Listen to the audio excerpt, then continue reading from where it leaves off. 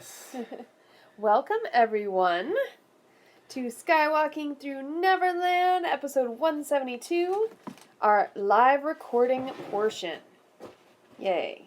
I'll be back later. You'll be back later? Where are you going? And there's the costume. It's very exciting. Okay. Here we go. Let's see if we can see that a little better. See the skirt I made. Okay. We are getting all ready to go. All right, which one? Is this YouTube? So that's Facebook. That's Facebook. What is up, says Pierre Kelly. All right. Woohoo! Hey, Welcome. hey. Thank you for joining Patty us. Hammond.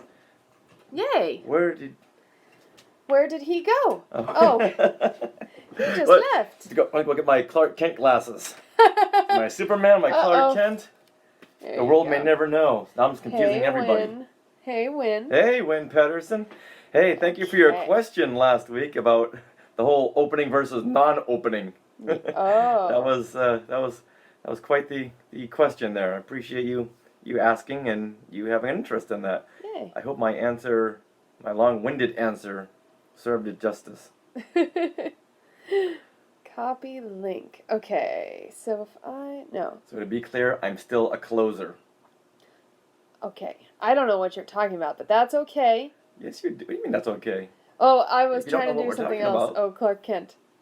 What are you talking about? When Patterson had asked on Facebook all about the opening versus non-opening and when did that all start? Oh, right. So I answered him thoroughly. Yay. Pretty much if it's vintage, stays closed. Yes. If it has nice packaging, it stays closed. That's right. Okay, yes, your big answer. I love it. All right, so as you can tell by the background, guess what we're going to be talking about? Wonder Woman. Good evening from Yay. Boston. From Boston. Yay. Nice. Thank you, Daniel. So, for YouTubers, we have this live on Facebook right now, too. And for Facebook, we have this live on YouTube. Just so you know, if we're talking to someone you don't see comments, that would be why. And if you are on YouTube Live, there's a way to turn on the comments. There's a little, button that has a little... Little word a bubble. word bubble thing. So just make sure that that's turned on and you'll be able to see the chat. Yeah, because we want to hear we definitely want to hear your comments this time. Yeah. We got lots to talk about and lots that we want you Skywalkers to chime into. That is true. Okay, well, we have 4 hours of recording time. Oh boy. Are we ready? I don't think we're going to be able to do it. Now, how come on Facebook? Oh, okay, so it does say how many people are there. It does. Yeah, right now there's only one on YouTube. Thank you for watching on YouTube. Yeah, who's on? So can you tell who's on YouTube? Let's see if I try to press it. No? I don't know. Ooh, we're getting a thumbs up. Yay. All right, well, we can start. All right. So, Richard, I need you to speak. Speak, Like you're gonna be excited. Okay. speak. 4 hours, Patty. No. 4 hours. We just have 4 hours of recording time. That doesn't mean we're going to be here for 4 hours.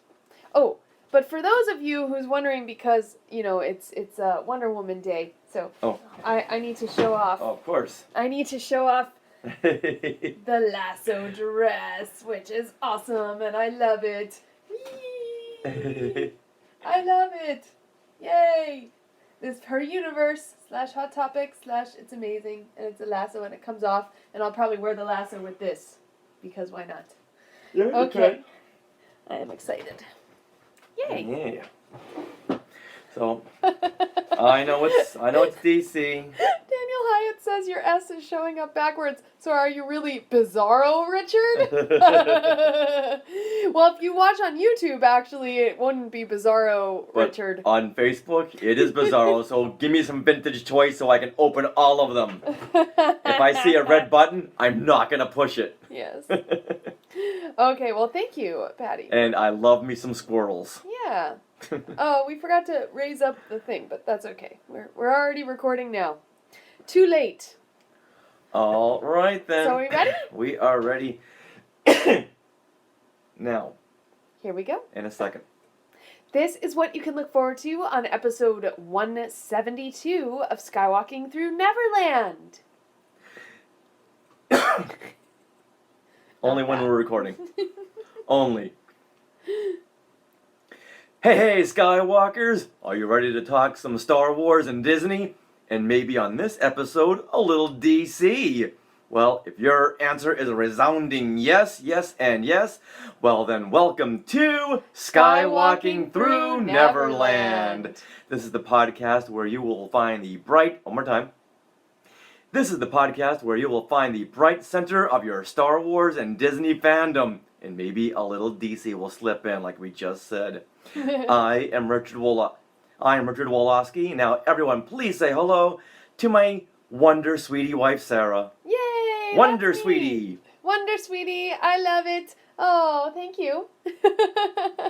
Well, I would like to say hello to all of our Star Wars and Disney and maybe even DC family this week. Mm-hmm. And We're crossing streams this episode. We are. We got the Wonder Woman costume back here, if you happen to be watching our video. And I'm wearing the Wonder Woman Her Universe lasso dress. Very excited. So, we like to start each and every show with a giant Wookiee hug and perhaps a lasso of truth lasso to all of our family of Skywalkers who listen to this show every week. Also, we want to give a big welcome to the SkyTubers who are on YouTube and the Facehuggers who are on Facebook Live. And you guys watch our live stream every week on YouTube and Facebook. And also a big shout out to everyone who tweets at us. We are at SkywalkingPod. And we love it when you post in our Facebook group and just in general, just share the positivity about our collective adventure through fandom. Right on. And I want to give dead air. Am I saying that Pause next for thing? emphasis. Yes. It has your name on it. Okay. Well, also, I want to give a special hello to those of you listening or watching on YouTube right now. You know, every week we share not only this show, but also we are starting a special archival rewind weekly video that will be exclusive to YouTube. So you know that. So, Richard, do you want to explain this archival rewind? Yeah, archival rewind is something I started back in 1984. And Wow. I've been collecting videos. I used to be a video hound, just recording every single thing I could on Star Wars. And since there is a connection with Star Wars and Disney after the Star Tours era in the late 80s, we'll get some Disney stuff as well.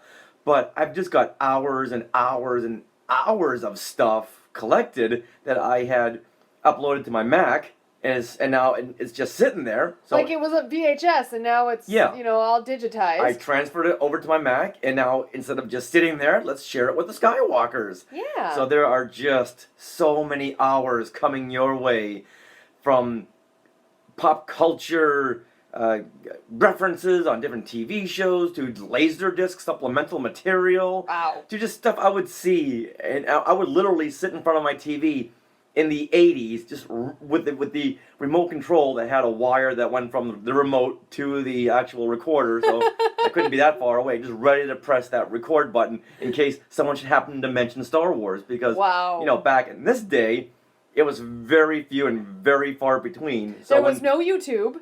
So when someone mentioned Star Wars, I wanted to get it because you had to savor those moments.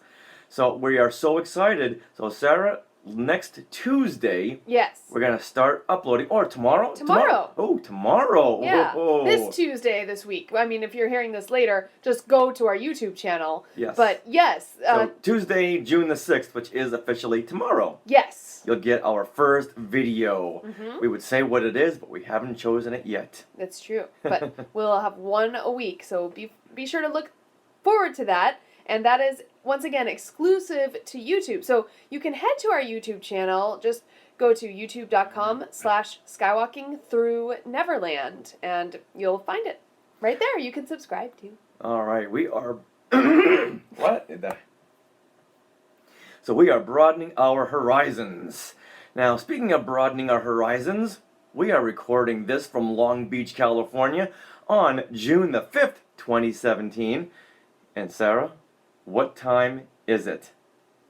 It's 7:49. Good evening. Good evening. And that is Oh. Pacific Standard Time. Thank you, Minnie. Now, Sarah, coming up on this superhero extravaganza episode, we're going to be recapping our day at Disney's California Adventure, where the new Summer of Heroes just opened. Yay! I'm so excited. Now, we're going to review the new Guardians of the Galaxy Mission Breakout ride, and the new shows, and all the fun stuff popping up over there at California Adventure. And we sat down at a round table, and we sat down at a round table, and what is in my throat? Oh no, do you want to get some water? No, I'm good. So after a day of fun, Sarah, we sat down with Anthony Fox from Mousepire, with Josh Taylor from Modern Mouse Podcast, and Rebecca Goodman, and we reviewed all the shows. So if you have any questions regarding Summer of Heroes, hopefully we'll have answered them all. Yes. Might be a few spoilers in there, but not many. Well, it's more a prep, like kind of preparing you if you are heading to Summer of Heroes, and if you can't make it, it's just a nice like, oh, this is what's happening here at DCA. Yeah, so going into this, I knew nothing about Summer of Heroes. Ah. So this is the kind of show I would want to hear before going in, so I would know exactly what to expect. Right. All right, what else is coming up on our big Summer of Heroes extravaganza? Our superhero episode. Well, we will also have shout-outs, a Skywalker of the Week, and, of course, the superhero fun continues as we review Wonder Woman in Things We Want to Share. And then, okay, so we got a good comment on chat, but I don't know how, it disappeared. But thank you for your lovely comment. I don't know if you saw it, you were talking. It was something like a woman and her boyfriend watches our show every week and really loves it, and so thank you very much. If you want to post that comment again, we'll try to get it, read it before it disappears. So, but we'll be able to read it after too. Okay, good. So thank you. And Patty Hammond says, I remember those days, Richard. What, recording everything? Oh yes, yeah, I believe so. So much stuff to come. Yeah. Okay, so. All right. Oh, so okay. Are you guys Marvel or DC? Well. We're both. Yeah. So we're not. Yeah. Originally, I didn't know there was a difference. Here, you know what? Turn on that light. I think we'll be a little brighter. Can you turn that on? So, yeah. Like originally, I loved Superman. I didn't really know he was DC or Marvel at the time. So I was originally DC then, by that token, but then all the Marvel movies came out, and those were awesome. So then I liked Marvel. I liked, whatever had the best story. It didn't matter to me whether it was DC or Marvel. Yeah, there you go. And then, of course, now X-Men is that Marvel? It's Marvel, yeah. It is Marvel, it's Marvel but within the comic universe, but when you get to the cinematic universe, it's all over the... Exactly. All over the board here. Because Marvel had to, well, yeah. sell off stuff. Yeah. Look at your shirt. Yeah. Okay. All okay. right. So now on this podcast, we're DC. Well, okay. Before we saw Wonder Woman, we were very not anti-DC, but DC was just synonymous with not very good material. Okay. All right. So Juan Mercado is saying still need to watch Wonder Woman. So here is where we need to make a distinction. We are going to review Wonder Woman, and just letting you know. So we'll read that part. Okay. So today's headline on Box Office Mojo: Wonder Woman exceeds all expectations last weekend and delivers an impressive $100 million. Whoa. Now, is that something we already knew? Didn't we think it was going to exceed $100 million? That headline to me was more of a... Well... That headline to me was stating the obvious. Yeah. Because, well, I thought it would have made more than $100 million. Okay. Well, I know the headline over at Forbes from Scott Mendelson was something to the effect of Wonder Woman worldwide box office, was over 200 million. So it exceeded the total gross of Green Lantern. The Wonder Woman first weekend box office. I thought that was funny. But so the worldwide, it was looking very hopeful worldwide, and it made, I believe, 223 million worldwide at this opening box office weekend. Okay, so to say it exceeded all expectations, I know for me, they didn't ask me because I expected it to exceed $100 million. Okay. So, were they looking at like a $50 million opening? Who were they asking here? Do you see where I'm coming here? I do. No, I think it don't- was a headline just as clickbait, but you know what? We're way off topic right now. But we do have to say that Wonder Woman was far, far ahead of the second movie of the week, another superhero movie, Captain Underpants, which came in at $6.9 million. Okay. Jeressa. See, she says, you guys are great. Dress is pretty. My boyfriend and I watch it, and yeah. Isn't that nice? That's very, very nice. So, Jess, thank you. Those comments just come and go. They fade off so Yeah, quickly. I don't know why they fade so fast. So, oh, okay. Well, we'll be able to watch them. We'll be able to see your comments later. So, thank you for commenting. We appreciate it. All right, now back to the show. All right. Wonder Woman directed the first superhero film to be directed by a woman, Patty Jenkins, who directed one of my favorite Arrested Development episodes. So she already had some good really? pull with me, yeah. Wow, I didn't know that. And she directed Monster with what's her name? Charlize Theron. Okay.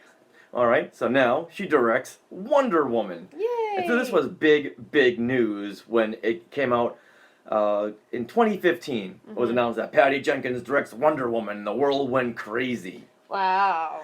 Now, Sarah, before we go into our... Reviews? Now, Sarah, let's go into our review now before we spoil anything. Hold on. All right, Sarah, now let's review the film, but for anyone listening, there will be spoilers, okay? So let's roll in the Rob Dellinger spoiler alert. Hi, Jeremy and Patty. Oh, Michael Hammond's first time Oh, hey, watching hey. the live. Yay. Okay, so... All right. So, All right, yeah. now with that out of the way, Sarah, what did you think of Wonder Woman?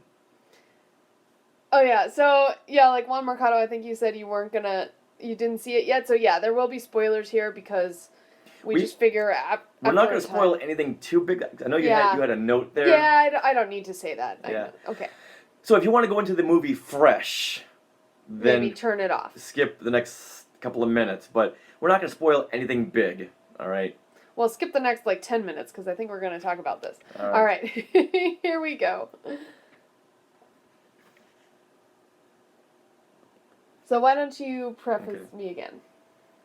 All right. Now, Sarah, with that out of the way, what did you think of Wonder Woman? Okay, well, first of all, before I get into my review, I kind of need to preface my Wonder Woman review with a little history. So here we go. History of Sarah. La la la la la la la. Here we go. So, I have been a Superman fan since I was 4 years old, and, I fell in love with Christopher Reeve and, the Superman soundtrack. So, I loved that portrayal. It was the 78 movie, right? Yes. It came out in 78, yeah. So, then when Man of Steel was announced, and basically the whole DC universe was going to do DC films, right? And they were going to start it off with Man of Steel. Well, I was really excited about Man of Steel. I liked the actor that they had picked, and I thought, the marketing was really neat. I had read all these articles with Henry Cavill and all kinds of things. So I was excited, and we went into the movie. Richard, you were wearing this shirt. I was wearing my Superman shirt, and we went into the movie. We watched it, and I walked out, and my shoulders were all down, and I was sad, and it was like the biggest disappointment ever, because to me, Superman is my favorite superhero, even over Thor. I know, it's hard to say. All right. Okay. So cut to Wonder Woman. So each, succeeding DC film is kind of sidelined Superman. Nothing ever lives up to that original 78 movie. So basically, cut to Wonder Woman now, which is also a DC Universe film, but everything looked good for it. I had high hopes, and I watched it, and basically I feel like Wonder Woman is everything that Man of Steel wasn't. It has that hopeful tone. It has a great score. I'm so excited about the score. And I love that period piece aspect to the film. you know? Mhm. And then also the characters just have such chemistry, and her outfit, even though it's a little, like, it's still bright, it's still exciting to see her costume, and I know we are all about the costumes, right? So I thought her costume was awesome. I'd like to use another word, but this is a family-friendly podcast. And, yeah, so overall, my thoughts of this film, are we doing an overall kind of, Yeah, review? let's get some general thoughts. Okay. Then we'll go into a discussion. okay, so yeah, so overall, I loved this film. I'd see it again in a heartbeat. Okay. All right. Fair enough. Now, with me, I've been waiting for this film since the 90s. You know what? In the 90s, it was all about Wonder Woman, the live action film, and the Star Wars live action TV show. Well, we got one to date. Okay. So this is a film that's been in the works for so long, and Ivan Reitman, Ghostbuster director Ivan Reitman, first had his hands on it. Oh, So wow. of course I thought this is gonna be fantastic. So we waited and we waited and we waited and we waited some more. And when it was finally announced a couple of years ago, I was thrilled. I was thrilled that we'd be finally getting this Wonder Woman film. So when we had gone to see it, I had read so many reviews that were just so glowing. I think my expectations were high, Okay. a little too high. Oh no. Yeah, so the film was good. When you're talking about DC movies, it's head and shoulders above the rest, which is not saying much. Not saying much, Yeah. no. But if we're comparing it to Marvel films, now in my opinion, it's just not. It's not there. Really? It's just not there. Yeah, Oh, there were what? too many road bumps in the plot that had me saying, "Now wait a minute, but hold on, yeah, but," and the more speed bumps that I go through on a film with questioning plot devices, Okay. the more I'm taken out of it. I have a question for you. Okay. We just watched Doctor Strange again last night, and I know when we reviewed that, it was kind of more of the lower end of Marvel films for us. So, would you rank Wonder Woman, where would you rank that compared to Doctor Strange? Not really fair to compare, just because they're such different films. Really? Yeah, this is an introduction film, as was Yeah. Doctor Strange. Yeah. But Doctor Strange operated it on such a different level than Wonder Woman that I don't think you can compare the two. I enjoyed Wonder Woman more. Well, this marketing was really geared toward kids, and Doctor Which Strange was Wonder Woman? Yeah, was not geared toward kids. It was just, I think kids would have a hard time with. We work with kids, so we get we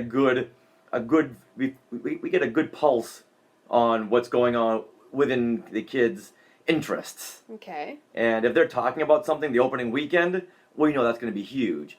And kids have been talking about Wonder Woman for the last couple of weeks. So I think Wonder Woman had more going for it in the marketing and overall. So I don't think you can compare the two. I don't think marketing has anything to do with how Now- good a film is. Now, Gal Gadot, Gadot, Gal Gadot? yeah, Gal Gadot, she saved the film. I think if it weren't for her, I would have liked it a little bit less. Now, she was striking in the suit, and she is just the perfect Wonder Woman. After Linda Carter, you wouldn't think that anyone could really match up to Wonder Woman. And there have been a lot of other casting choices with other variations that didn't go through, and each time was like, nope, nope, nope, nope. But then you see Gal in the costume, it's like, yep, dead on. She is it. And she was very strong in the film, extremely strong. And now notice that the reviews, and even right now, we're not objectifying her. She looked dynamite, fantastic in this suit. Whereas, you notice some of the female audiences will look at Thor or Captain America and all they talk about how hunky they are. So I'm noticing a difference here in males versus females and how they review some superheroes. Okay. Just saying. Just saying. Now, the film started very, very strong. You have these Amazonian women all practicing how to be warriors. How they're not practicing. Well, They're training. training. They're training that's how to the right be warriors, which all leads up to this big battle when the Germans find a way into the island. word. Themyscira. Yeah, they If I find a said way that right. onto the island because they're following Chris Pine, who just went undercover as a German. He goes through this invisible barrier and crash lands on the island, and Yeah. he's fighting. He's being tailed by all these German fighters. So now all these women, all these Amazonians are seeing these men, and they're carrying these weapons that hurt people. So all of a sudden, there's a huge battle that breaks out, and it's just dynamite. It's shot extremely well, very well paced, and I just loved every minute of this. So right now, my expectations were huge. I thought this is so far all the buildup has matched what I've been seeing here. Right. But then we introduce Chris Pine's character named Steve. And when I saw the trailer with Chris Pine, suddenly I was taken out of it because I'm just seeing Captain Kirk. Oh, Now, no. Chris Pine is a great actor, Mm-hmm. but I don't think they needed a name in this role. And I think he was too big of a name, and he kept taking me out of it because he looked like Captain Kirk, and the movie was set in the 40s, but yet he had a 2017 hairstyle, and that took me out of it too. Now, I love me some Chris Pine, don't get me wrong, but everything about his casting, and the hair has got nothing to do with it, I didn't think they needed him. He was good, he was funny, but he took me out of it as soon as when he entered the film, suddenly I was taken out. Well, see, I thought his casting was great, and I thought their chemistry was great. Like a lot of him and his band of miscreants that he picked up when Diana and he went off into the war, and then also his secretary. Like I thought all of the supporting cast was really strong. Yeah. And- Well, see, they didn't use the supporting cast. Like Lucy Davis, who played Etta Candy, Steve's assistant. Yeah. Every single trailer had a great funny line from her. So I thought, oh, she's going to be the spunky, witty assistant that Right. we're going to cut to every once in a while to get some levity. Well, after 2 scenes, she's out. Right. And I was really looking forward to having more of her in the film, but not so much. Now, in the beginning, when Diana is a little girl, she's played by Lily Aspel, just dynamite. I thought the little girl was just phenomenal. And she's supposed to be playing 8, but I think she was more like 6. Okay. And she just captured the film right there. I could have watched a whole film with just her. She was that good. Dan Barry is saying she was great in The Office. She in the BBC Was that? version. Oh, okay. Yeah, in the British version. All right, then we come over here to William Stryker, to Danny Houston, who plays Ludendorff. Now you may know that name because you may know the name Danny Houston because he was in the Wolverine movies as William Stryker. Now I'm looking at him going, all right, are you Yeah. Marvel? Are you DC? There's nothing wrong with bouncing back to different universes, but if you're gonna have an actor with a very distinct look, maybe not cast him as another character in DC. Because I'm thinking, is this guy really William Stryker? Is Interesting. yeah. You're so nitpicky, Richard. You're supposed to. No. Nitpicky is saying, well, you know what? In the third act, in the frame number 2, and when Gal Gadot's hair didn't match from one shot to the other, that's being nitpicky. I'm just saying, for me, what took me out of the film, and the casting of the guys took me out. Okay. Now, when this was a perfect fish out of water film, because here you have Wonder Woman being taken from the Amazonian islands over to London. And what's the first thing she says? Something to the effect of, ooh, not a very pretty place, is it? Oh yes. Because yes. we've just come from this Technicolor dream coat of an island, and here we are to foggy old dingy Now this London, is and in they- the 40s, so No. it's all war torn. That's why she didn't appreciate London for its beauty, because it was war torn when Right. she entered. Now, is it the 40s or is it World War One or World War Two? It's the Germans. Right, but both of Yeah. But because we got a comment, Daniel Hyatt is saying that it was World War One. Which I You know, there was no mention of Hitler. No, there wasn't. I was kind of looking for him. Yeah. So maybe Okay. it's not. Do you guys know? 1914 is what. So Paul Hoffman just said got to be 1914. So that would make more sense. That would make more sense because I was always waiting for someone to say Hitler is. Yeah. Aries. Yeah. When we were watching the film and they kept mentioning the Germans, my head just went to World War II. But okay, Right. so it's World War One. But the Germans were also bad guys in World War One. Right. But when you hear Germans and World War, you just think of World War II. Yeah, it's true. So it's a fish out of water. Now she's in our land, and her big thing is the reason why she's coming over to our land is because she thinks that Ares, the god of war, is over here, and her mission in life is to strike down and destroy Ares. So okay, I got a mission. There's our plot. She's over here to destroy Ares. Now I can see Chris Pine going, "Oh wow, you're an Amazonian warrior?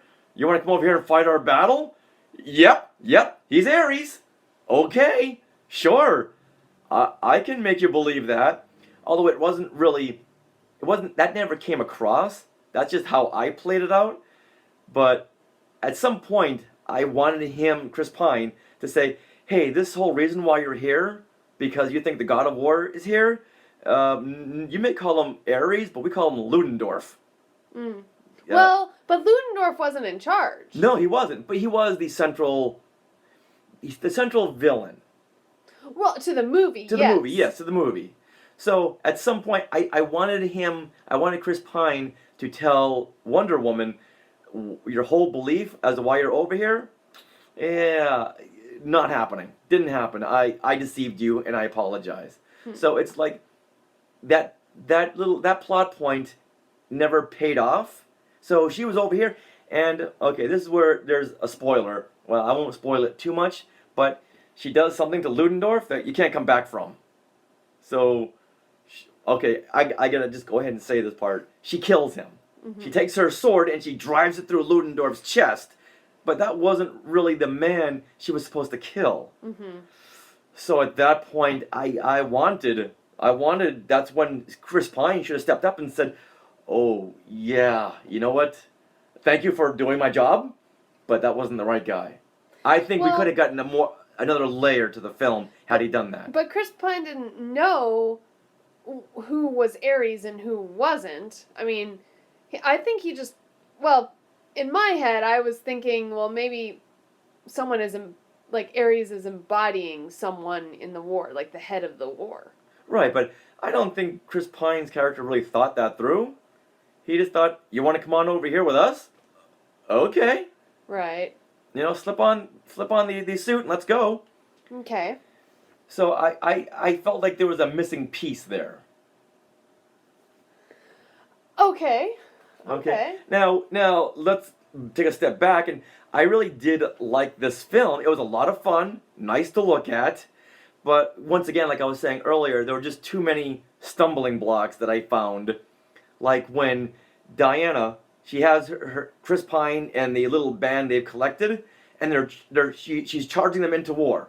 Now, I know you're an Amazonian warrior, and that's what you do. You take charge, but you're in someone else's war. You're in someone else's land. I just felt like Chris Pine and the guys just kind of hung back. Chris Pine, his character name is Steve, should have said, "Whoa! You know, why don't you do what I'm telling you here? Because this is you're on my territory now. So hang back." And Diana, Wonder Woman, her big thing was, you know what? I got a job to do. The bad guys are over there. Well, I'll see you over there. And she charges into war, leading everyone else behind her. Well, okay, so that's the thing. They did not have to follow her. She was just doing what she felt was right and being, you know, do you think she sees things black and white pretty much? Yes. Yeah, so Yeah. this is good, this is bad, that's what Because- she's been taught all her life. Exactly. And so she doesn't really think about the gray consequences of things. She just saw something that was wrong and wanted to fix it. But being taught the ways of war, it's all about teamwork. And you can't just charge in there on your own. Yeah, you're right, those guys didn't have to follow her. Right. But there was a mode of protection. Yeah. They wanted to make sure that they hadn't really seen her in full action, so they wanted to protect her as well as, hey, this might be our chance, let's just go for it. Mm-hmm. So Now, Paul Hoffman is asking, does that character trait get revealed in the childhood scenes? Like where she's, black and white, I guess? Or goes charging in a battle? Well, she does, as a kid, all she wants to do is learn how to fight. It's like, that's what she's driven to do because, as we find out later in the film, she's a certain thing, so... Well, she watches her aunt and everyone training for battle and just looks very exciting to her. Well, yeah. Yeah, so Paul, you're right. That was never really explained, but in war, there's always that teamwork. And the Amazonian princesses, they serve as a team. And when they did fight in that beginning battle, they were all working as a team. Yeah, they all helped each other. Mm-hmm. And I just figured a little bit more of that. And before she raced out into battle, there was this random woman sitting in the trench with a baby and points the enemy's over there. Okay, why are you there? And that was weird. Yeah, what with a baby? What right in the front lines? Why are you there? So this is what I mean by stumbling blocks. Now I know you got to move the plot forward, but why couldn't Steve had said, "Oh yeah, those people who are firing at us, that's our enemy." Bam! No more stumbling block. Now, let's talk about the costume. Okay. I love this costume, and I love that great Sam Peckinpah moment where you tilt up to reveal the hero, and you see the costume. Yeah. So every good superhero needs that costume shot. All right, now Sam Peckinpah. Who's that? Director of the 60s, the 50s. Okay. And that's what he would always do. Is like Wonder Woman, you saw her slam her foot on this rock, and the camera would pan up to reveal her suit for the first time. Okay. A great shot. That's why I wasn't crazy about that first Batman film with the Christopher Nolan Batman film. Right. Batman is here again. Batman Begins. Hi, I'm Batman. What's it called? Batman Begins. Batman Begins, because it didn't have the introductory costume shot. But this film did, so I give it points for the costume. Oh, good. It had a lot of great moments where you would look up and there's Diana perched up on a hill or somewhere, and nice long shots. Yeah, great. And then her fighting shots, like when she's like swinging around and kicking butt, and oh my gosh, amazing. Right. Yeah. So there was a lot of good shots of her costume, and of course, making the costume, I'm like looking at it like, ooh, what's going on there? Yeah. I'm just dissecting her costume, and it's so cool. Even her boots. Now let's talk about the ending. There's a twist we will not reveal. Well, can we talk about the music first? Oh, before sure, we get okay. to the ending? Yeah. Okay. Hold on. Okay, so let's get into the music a little bit. Now, this score is by Rupert Gregson-Williams, and he's kind of taking over from the original composer of Man of Steel. Alexander Desplat. No. Everyone takes over for him. No. Hold on. Composer. What did we do without Wikipedia? Duh. Hans Zimmer. Okay. Let's start again. Yes. Alright, now let's segue into something you like to talk about, Sarah. I like costumes, you like music. Yes. Now, this score is by Rupert Gregson-Williams, and basically he is taking over from Hans Zimmer, who did the score for Batman v Superman and Man of Steel. Terrible score. Ugh. I usually like Hans Zimmer, but ugh. Alright, well, come on. You're comparing it to John Williams, and that's just... No one is going to write a score as great as the John Williams Superman theme. It's true. So, however, now Hans Zimmer did compose a Wonder Woman theme for Batman v Superman that we hear towards the end of that film.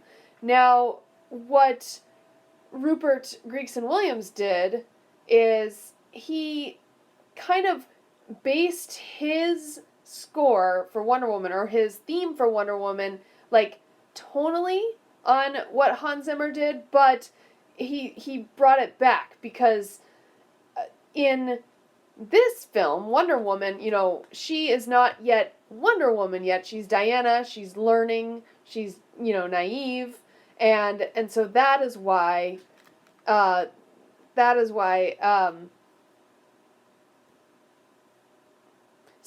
he made it a different. He basically made a different theme for Wonder Woman than what Hans Zimmer did, and I really love the score. It's like, to me, it's a return to an emotionally transportative score. I know that's like crazy words, but to me, in the film, there were several moments, I count 3 or 4, where I was watching and I was getting all teary-eyed, and I realized it was the music that was making me so emotionally attached to what was happening in the scene.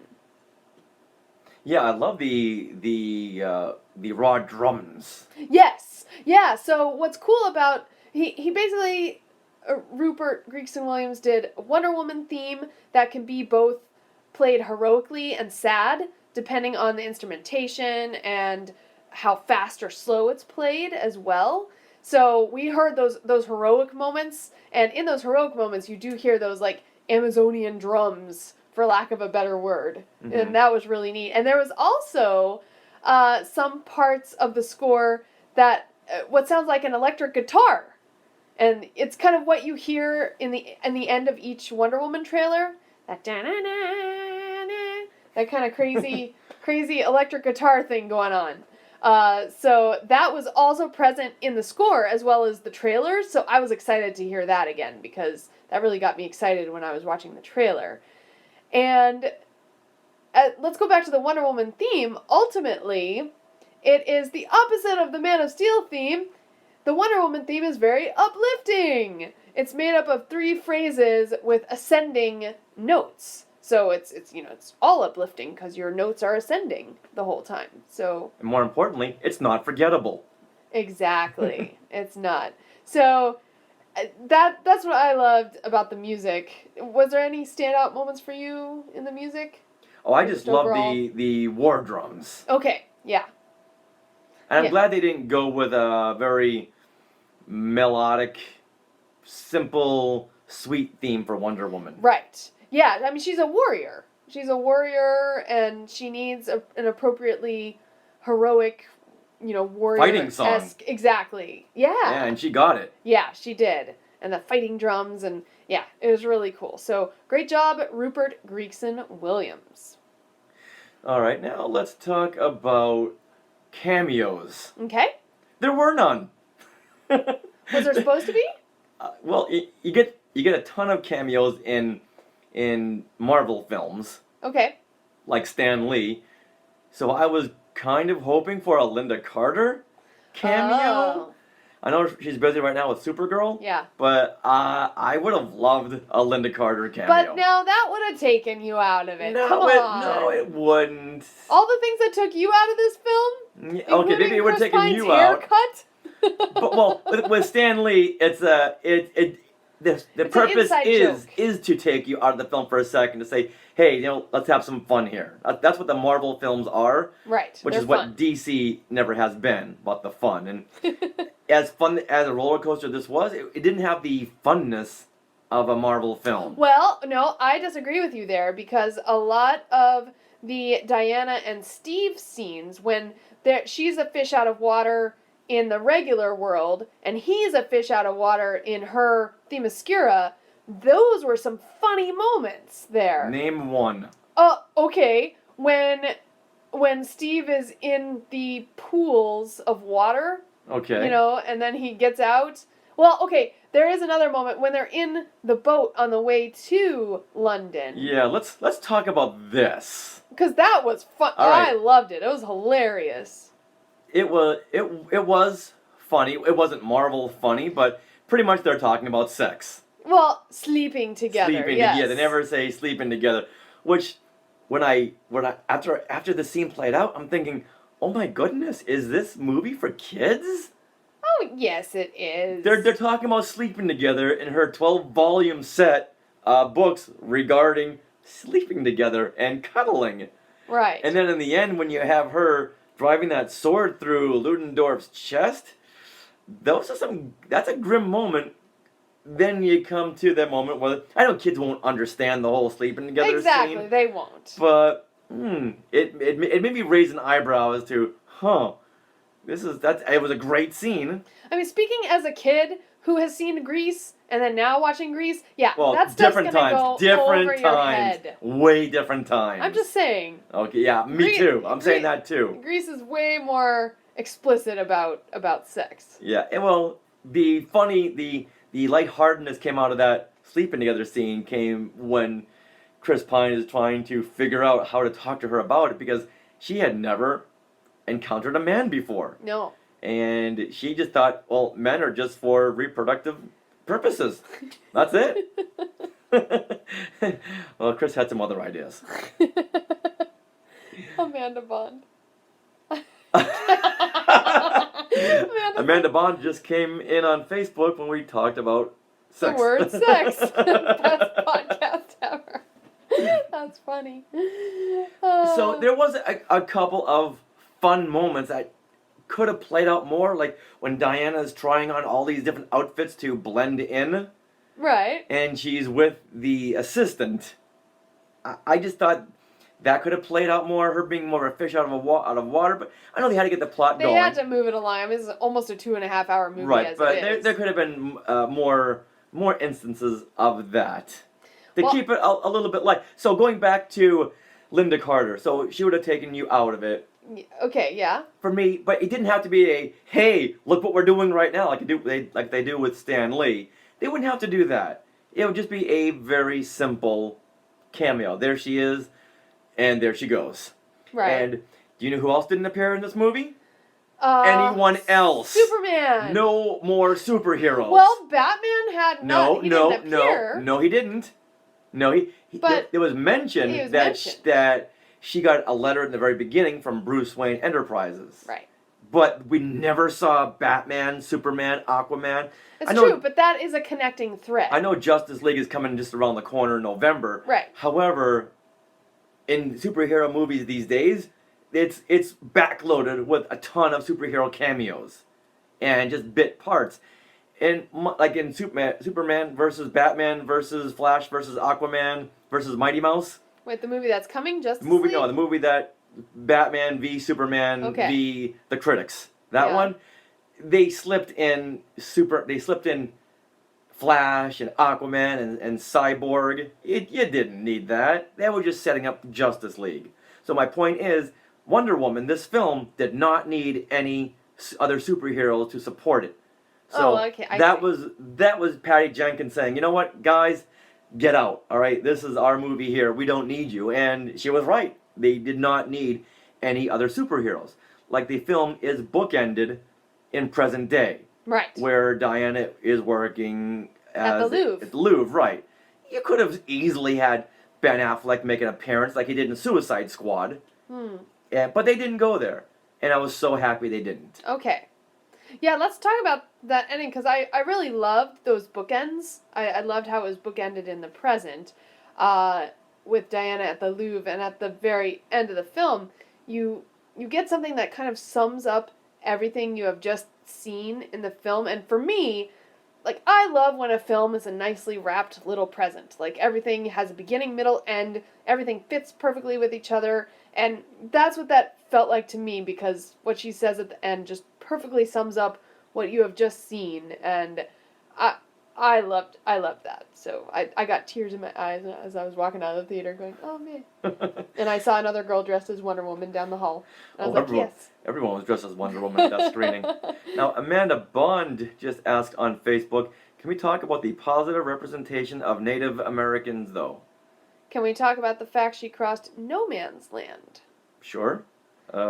So, One of that band that they had formed together, one of them was a Native American. oh, yes.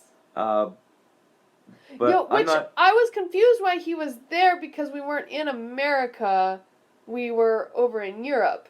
So actually, I You was know what? confused by that. Yeah, okay, let's cut that part out. So Amanda, you know what? Maybe start a Facebook thread on that because I want to know what you mean more about that. All right, now let's ask the big question. Okay. Was this the right time for a female-driven superhero film? Right now in 2017. Had this come out 5 years ago, how would it have played? That is really hard to say. So 5 years ago, what films were out in terms of Star Wars? We hadn't had any of them yet, right? Well, The not new the- ones. Yeah, The we're going back to new. 2012. Right. So we were thick into the Avengers films. Right. And we were getting Hulk, we were getting Thor and Captain America. And we still No, had, I mean, Black no- Widow was there, but she No doesn't signs have of her- Black Widow, no. Well, And- she didn't have her own film.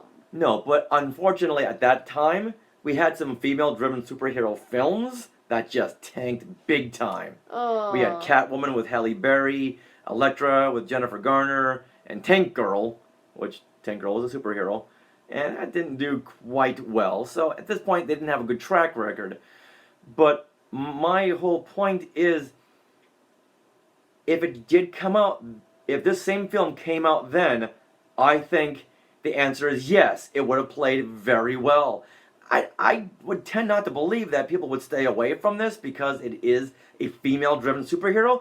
A good movie is a good movie. A good movie is a good movie, and Wonder Woman herself is one of, what, the big three in DC? Oh yeah, Is it Batman, Superman, and Wonder Woman? yeah, those are That's the top pretty much three. the top. right. So, So- if you make a good movie, They will come. They will come. So, and I've been hearing all these things about how males are keeping the female superheroes down. It's like, Yeah, I no. don't get that. Yeah, that's why I asked that question. Okay. Because I don't think people really cared whether it was a male or female driven superhero film. They want to see a good movie. If it's Right. a good movie, they'll come out in droves like they just did. So I don't think the time is relevant. I think that the social conversation though was ripe for Wonder Woman, honestly. Well, yeah, because it's all about girl power now. Yes. We had Force Awakens, we had Rogue One. So I think if anything it did maybe 10% better at the box office than it would have this opening weekend because the social conversation is dovetailing with Wonder Woman coming out right now. And you've had The Force Awakens, you've had Rogue One, you've had some of these female-led Action big budget action movies. That's my opinion on that. All right. Now, the Alamo Draft House in Texas. Here, let me preface this.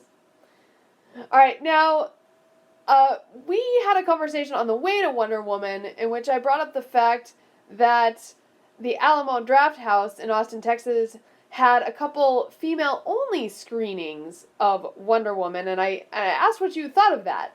And your answer kind of surprised me. Yeah, is this where we should be right now? I mean, do you, With just having, imagine a Thor screening with just males? Males can only be there? Come on, it's got to work both ways.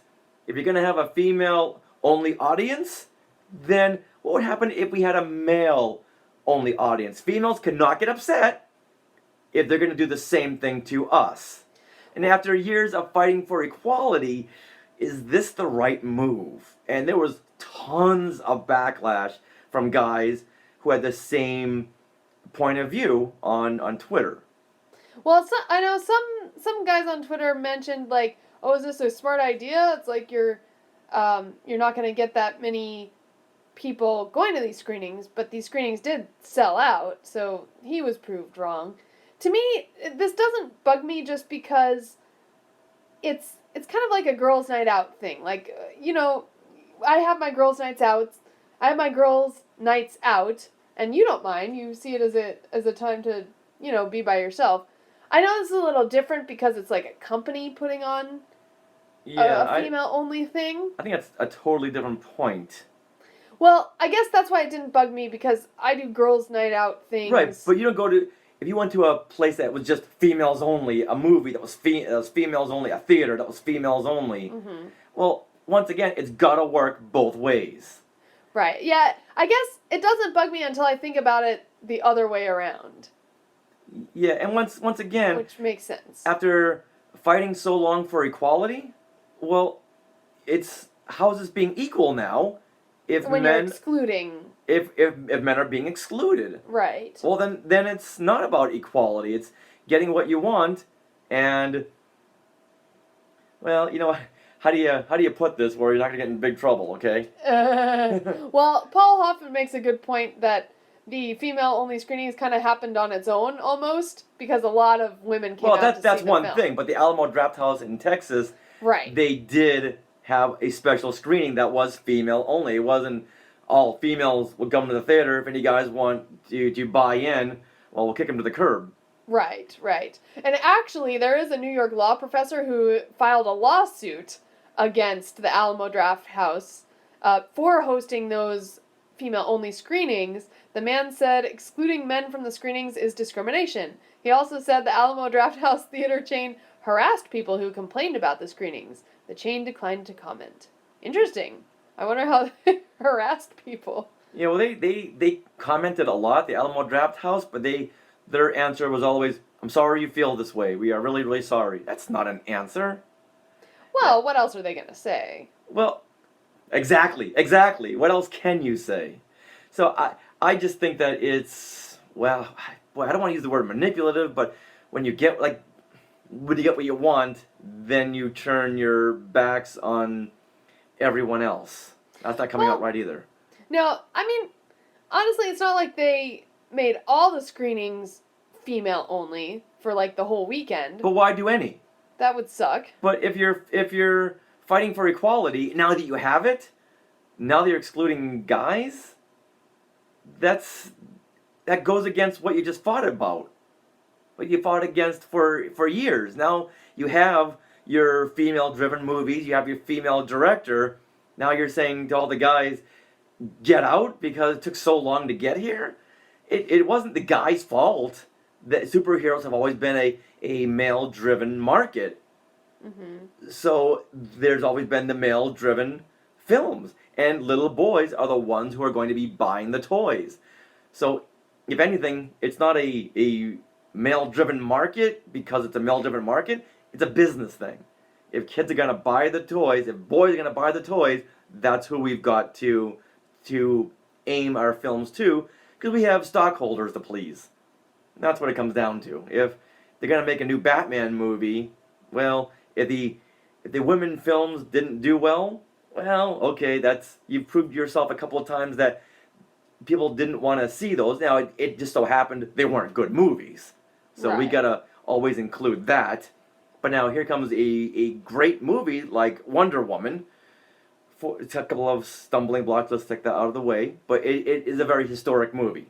Yeah. It's the first female-driven film by a female director, and I think this is going to prove a lot of stockholders that, hey, females will buy toys. And yeah. But the proof, well, we see a lot of little girls getting Rey outfits and Jyn Erso toys, so I think it's gonna lead into Wonder Woman as well. All right, well, and there are Wonder Woman dolls out right now. Oh, yeah. Like, you can get them at Hot Topic. You can get Wonder Woman and her mom, Hippolyta, and another Greek-sounding name. But if there, there's too. a chance that the company might lose a dime, well, unfortunately, they're not going to go that way. And since these other female-driven movies hadn't done well, the stockholders weren't going to take a risk. But now they want to build up Justice League, and all these female movies are doing better and better and becoming more prominent. Now was the time for Wonder Woman. So the question I asked earlier, would this have worked a couple of years ago? Well, you know what? I still hold true that if it's a good product, people will come. Right. And, I'd like to sum up, this conversation about female versus male in actually a quote from the director, Patty Jenkins herself. Now, this is from the Wonder Woman press junket that Nuke the Fridge attended, and they were at the press event, and Patty Jenkins just said that she did not make a woman's film. She made a film about a great hero who happens to be a woman. And she hopes that in the future, gender, race, body type, or sexual orientation won't be what's focused on. A hero can be anyone. That's fantastic. Yeah. That's what Kathleen Kennedy, whose birthday is today, by the way. Yes. That's what she's been when at the press conferences when people ask her about female directors or female this, female that. She said, "We want to go with a good story. We want to go with a good director. Let's take gender off the table here." Right. And I think that's the way it should be. Let's forget about female versus male when it comes to the film. Let's just make a good movie. And we're very fortunate that Wonder Woman, it was above the other DC films, and it made a lot of money. And all in all, it had a good, solid story. Right. Now, I mean, hearing what Patty Jenkins says, I don't consider myself a feminist by any means, but, and partly this is how I was brought up. You know, my parents always gave me girl and boy toys. I played with Lego, I played with Brio, Barbie dolls, and My Little Ponies. And they always taught me that I could be anything, much like Judy Hopps. Could be anything I could want to be. So, honestly, I was surprised at myself at how emotional I got when I saw Wonder Woman kicking butt, you know, in her scenes, in her outfit. Like, it was the same way I felt when Rey took hold of that lightsaber in the snow. So, I don't know. Like, I hear what you're saying, but I do believe that, you know, gender and what you see does matter on some level. To who? To people who see it, who, if you can see it, you can dream it. So, like, you know, a little girl who sees Wonder Woman, you know, taking charge in a situation will feel more empowered, you know, later on in life. I just think it's one of those things. It, like, teaches you things by showing you. Right. So, I mean, once again, I was very surprised at how emotional I got, and I'm not sure why, but I mean, I know deep down it was because she was a woman that was kicking some butt. So, yeah, so there's one way of talking about it, like, yes, it shouldn't matter, but ultimately, I think it does. All right, well, you know what? Everyone's opinion matters. If it matters to you, then it matters to you. There's no right or wrong. Right. I just don't want to see it going this way, the business going this way, because, oh, this is the hot thing right now, so I'll jump on it, because then it's going to be saturated. Like superhero films. They're the hot thing right now, so let's saturate the market with all these superhero films. And unfortunately, DC didn't learn anything from Marvel when they came out with Superman versus Batman versus whatever. They just wanted to get they just wanted to get a film out there. Right. So you oversaturate, and that's what happens. Mm-hmm. Okay. Now, I feel like I just had the lasso of truth around me. Why? Just this conversation? Yeah, I mean, yes. Yeah, so yeah, I think to sum up, I like the film. It just had way too many stumbling blocks for me to sit down and get into it. Like Guardians of the Galaxy, I sat there and I got into it. Okay, well, would you want to see Wonder Woman again? No. And I mean, what? Go ahead. I'm listening. Really? Yeah, after Guardians of the Galaxy, I wanted to see it again. Right. That's how I feel about Wonder Woman. After the credits rolled, like, all right, now I can't wait for Spider-Man next month. Oh, I want to see it again. I think I'll enjoy it more. Yeah, it just wasn't complex enough, which is not always bad, because, you know, simple is better. You have a simple story with defined, clear villains and a clear plot and clear motivations, and wow, you're right there. But I just didn't feel like I needed to see this again. Okay. Yeah. Unless there was something in there I didn't see, like Wonder Woman's invisible jet. You might have seen it. Yes. You don't know. All right. All But right. something to look forward to. In Justice League. Perhaps. Yeah. Yeah, so you're not going to see any invisible plane in this movie, which I'm glad, because you need to build up her character. Oh, absolutely. Yes. All right, so anything else to add to Wonder Woman? Well, only that I'm ready to see it again right now. All right, and I've got to add that I'm not against women films, women directors. that should not be implied at all. I just want to get to the point, like Patty Jenkins and Kathleen Kennedy said, let's just make films for everybody. Doesn't matter who it's for. And a hero can be anyone. Exactly. I really love that. That Yeah. quote right there is where we should be heading toward as a society. I think that's the point. Yes. All right, now, I know we're all over the board with this, but, you know, we didn't really talk about it before we started to record, so No. we were kind of all over the place and summing things up and realizing things as we were talking. All right, now, if you, the Skywalker out there, if you're still undecided, well, maybe this review from Josh Prey, comedian Josh Prey, will sway you. And just to warn you, his descriptive vernacular can run on the PG-13 side, so hang on to something. Wow, what did that mean? Get listen to find out. Okay. All right. Woo! So, wow, we got an hour done. Goodness. All right, so shall we keep on going? Yeah. So what did you guys think of our review? Was it too much? We'll edit it down. Yeah, we'll edit it down a little bit. All right. Someone just gave it a thumbs up. All right, good, good. Now, what was this Hujib call it? Do you know what that is? Yeah, so Okay. read your other things and we'll go into that. All right. Shout outs, everyone. Shout outs. Woo! Here we go.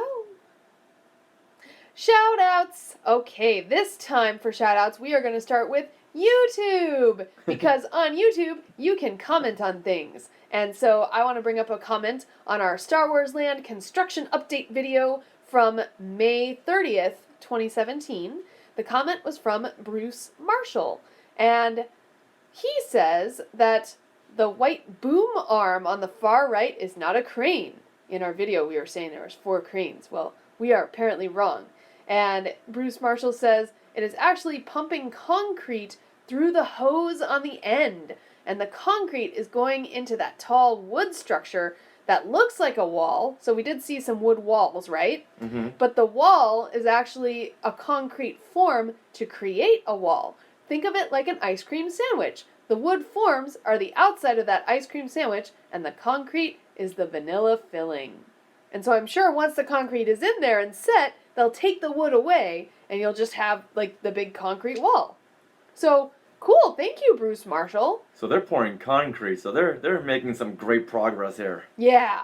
Super. I can't wait to go now and see what that wall looks like now that we know what they were doing. So I love posting these construction updates because we do have a lot of, like, people who are either in construction or know what's going on or engineers and can explain what's happening in a better way than we can just sitting there looking at it. So we want to thank Bruce Marshall and a couple other of the engineer-minded people who have commented. So sorry if we call that big machinery thing a big machinery thing, and that thing with treads on it, and that heavy piece of metal. Yes. So now we're getting some names of these contraptions. Yeah. Yay. All right, so that was YouTube. And you can comment on any of our YouTube videos. Just head to youtube.com/skywalkingthroughneverland. All right, now on Twitter. Excuse me. All right, now on Twitter, we have Skywalker Selfies. Every week we ask you to stop what you're doing. Get out your phone. Take a little selfie. Right? I can do it right now. See? I can take a selfie. Hey, Richard, you want to be in my selfie? Ready? Selfie, Skywalker selfie. Okay, we just took a Skywalker selfie. And then what you do is you tweet that out with the hashtag Skywalker selfie. And you tweet it to @SkywalkingPod, because we're @SkywalkingPod on Twitter. And you just show us what you're doing while you're listening. We love that. And in fact, this week, we got a tweet from Mark Boomgarden. And he is @MBoomgarden on Twitter. He took a picture of him and his daughter on a trampoline with the caption, "Building a trampoline, #Skywalker selfie." I thought that was so cute. So you must have had fun building that trampoline, you guys. You want to see it, Richard? Boy, if we had a nickel for every time someone captioned their Skywalker selfie building a trampoline, For the record, this is the first time anyone's ever done that. I know. We love it. And look, he's got his tools right there. Hey, Yep. I know what tool that is. That's not a boom arm. No. That's a rum, rum, rum. That's a drill. Don't get technical with me. All right. Also, we got another Skywalker selfie from Blake Riley, who is at Riley21106, and he tweeted, "Listening at work. Shh, don't tell my boss." And it's a picture of him by some intimidating machinery. I think it was a drill press. Hold on. You calling it go up? to it. Oh no, it's some kind of a cleaning device. Yeah? Well, it looks like there's two things there. But anyway, we want to thank you, Blake, for tweeting your Skywalker selfie. So once again, hashtag Skywalker selfie. Take a picture. We're going to tweet this one out.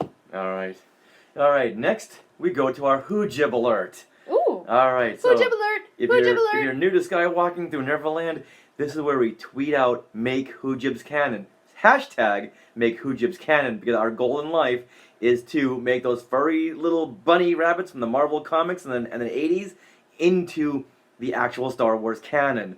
Now, before we were saying to tweet at Pablo Hidalgo, but I think we're making him mad.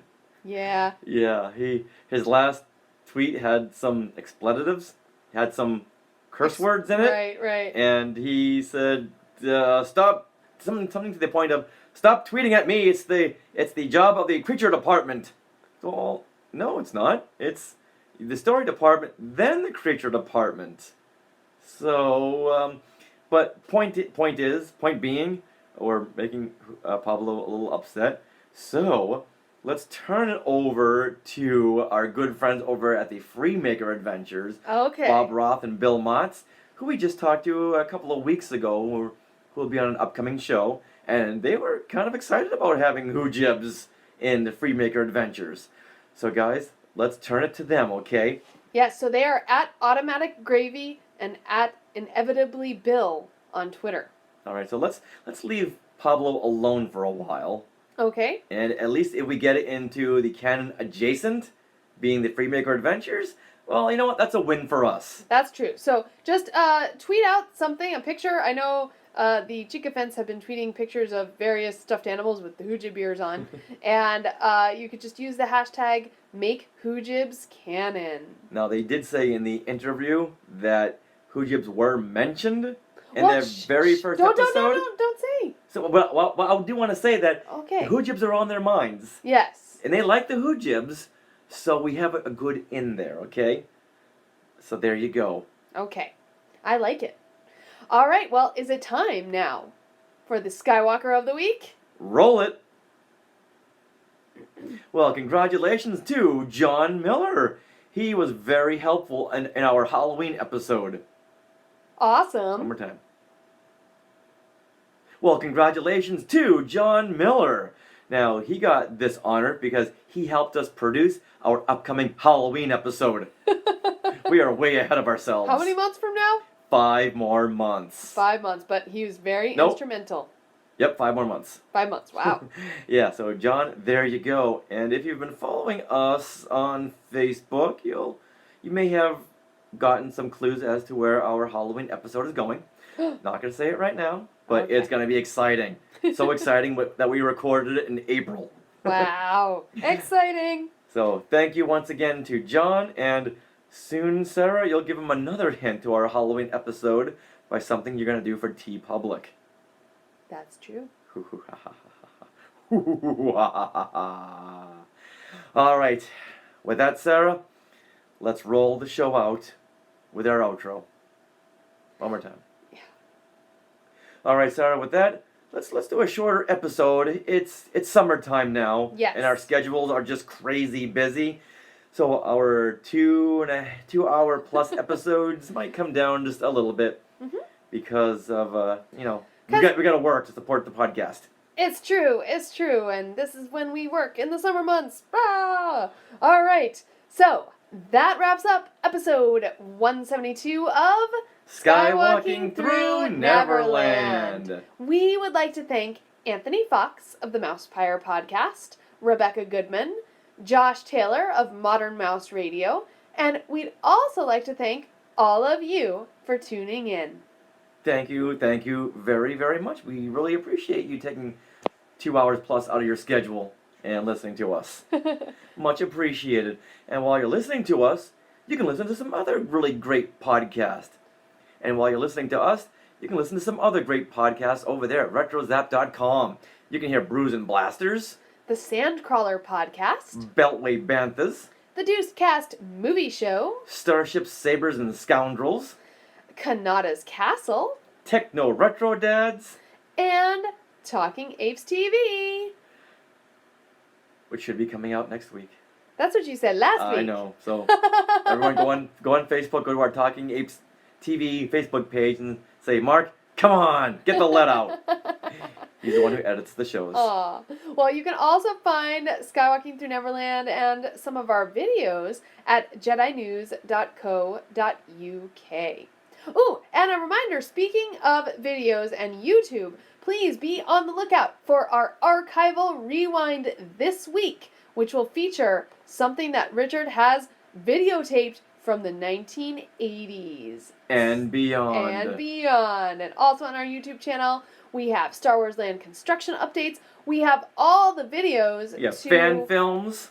We have all the videos to our Summer of Heroes that we went to. So, like, if you want to see what the awesome dance-off is like, or The Avengers Initiative show. yeah, the Avengers Initiative show, and even we have the ride video if you are one who likes to watch those ride videos. So head on over to our YouTube channel. That's youtube.com/skywalkingthrough-neverland.